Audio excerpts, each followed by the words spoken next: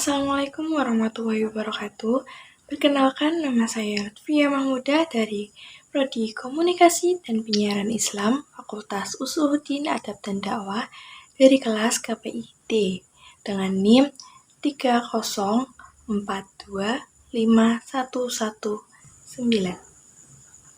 Apakah kalian pernah dengar di mana peradaban Islam disebut sebagai puncak kemajuan umat manusia atau sering disebut dengan The Golden Age of Islam?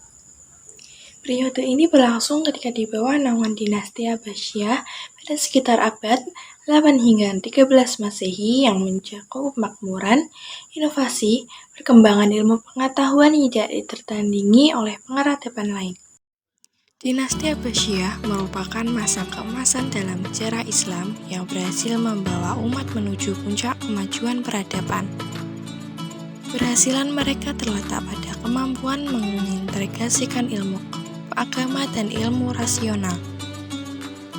Untuk memahami keajaiban masa keemasan Islam, kita harus melihat pondasinya, dan pondasi itu dibangun di atas dorongan spiritual, perintah untuk membaca, untuk belajar, dan untuk mencari ilmu. Ketika peradaban Islam melebar, ia menjadi sebuah kuali peleburan budaya. Mereka bukan hanya menaklukkan wilayah, tapi juga menaklukkan pengetahuan. Mereka menghargai kebijaksanaan dari manapun asalnya. Puncak dari semangat ini adalah berdirinya sebuah institusi yang tidak tertandingi di masanya, Bait al-Hikmah, atau disebut juga Rumah Kebijaksanaan, yang berada di jantung kota Baghdad. Didirikan di era Khalifah Abbasiyah, Bait al-Hikmah adalah impian para pencari ilmu. Khalifah Al-Ma'mum di abad ke-9 menggerakkan sebuah proyek penerjemahan masif. Ia membayar para sarjana setara berat buku yang mereka terjemahkan. Bait al-Hikmah menjadi rumah bagi manuskrip paling langka di dunia. Bidang-bidang inovasi pada saat itu berasal dari para ilmuwan muslim seperti Al-Khawarizmi. Ia dikenal sebagai Bapak Aljabar dan Algoritma. Konsep algoritma karyanya menjadi dasar fundamental bagi seluruh teknologi komputer dan pemrograman modern.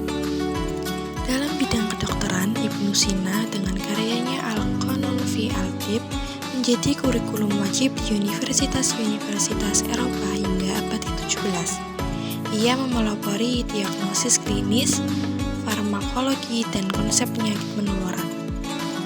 Dalam bidang fisika dan optik, Ibnu Al-Haytham dianggap sebagai bapak metode ilmiah dan optik modern.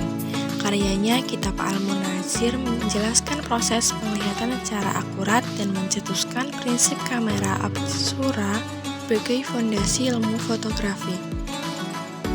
Dalam bidang kimia, Jabir Ibnu Hayy meletakkan dasar kimia eksperimental dan menemukan berbagai zat penting seperti asam sulfat dan nitrat. Kontribusinya memisahkan kimia dari praktik alkimia.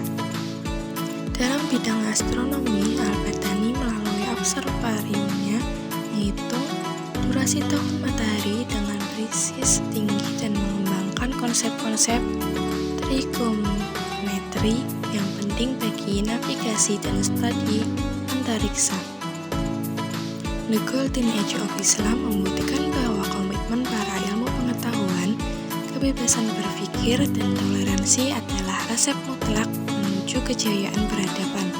Ilmuwan muslim pada dasarnya adalah jembatan yang menghubungkan masa lalu dengan masa kini. Warisan mereka bukan hanya teori, melainkan aplikasi nyata yang membentuk di dunia kita. Ini adalah tugas bagi generasi saat ini untuk mengambil semangat Golden Age dan kembali memimpin inovasi global, menciptakan toleransi sosial dan membangun sistem pendidikan yang terbuka.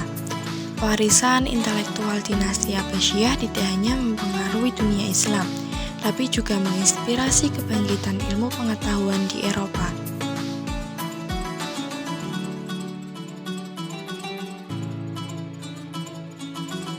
Jadi, Golden Age of Islam itu bukan sekedar sejarah, tapi Tapi, bukti bahwa ilmu pengetahuan bisa maju pesat karena adanya dukungan dan semangat riset.